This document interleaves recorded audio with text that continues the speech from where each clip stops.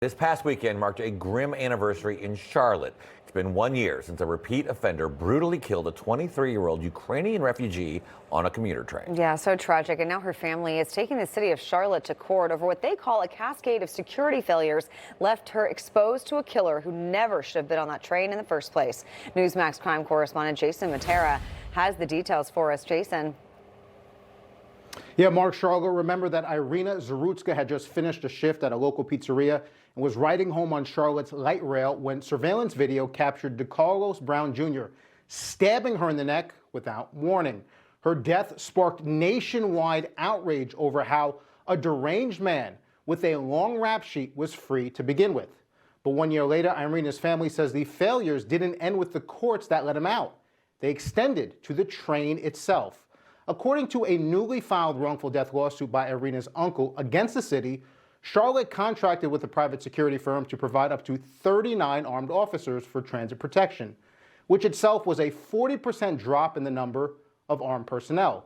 Yet when Iryna was killed, the suit alleges that the private security firm had only 11 officers registered with the state, far below even the skimpy number Charlotte had authorized. When it mattered most, not a single security guard was allegedly on Iryna's train. Now, the other major allegation in the lawsuit centers around fare evasion. Iryna paid to board the light rail that night. DeCarlos Brown Jr. did not. In fact, the lawsuit says there were no physical barriers to prevent non-ticketed passengers from riding the train.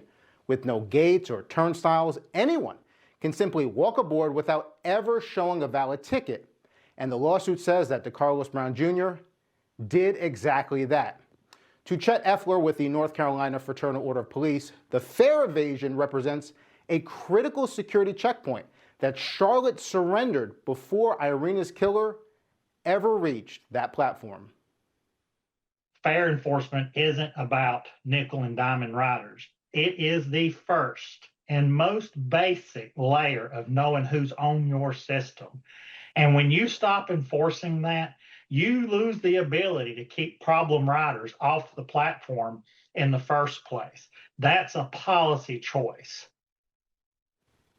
To that point, North Carolina's state auditor found that 60% of light rail riders don't pay their fares. 60%. Charlotte now says fare enforcement will become a priority starting in October. But of course, for Iryna Zarutska, that crackdown comes a year too late. Mark, Charlotte? Yeah, we know that he should not have been on the train. He also shouldn't have been out in the public, as he had a rap sheet. More than 30 arrests before this incident as well. All right. Someone has to die for them to take it seriously. Yeah, so tragic. All right. Information.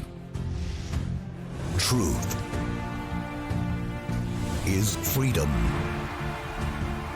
Is Newsmax. It's real news for real people.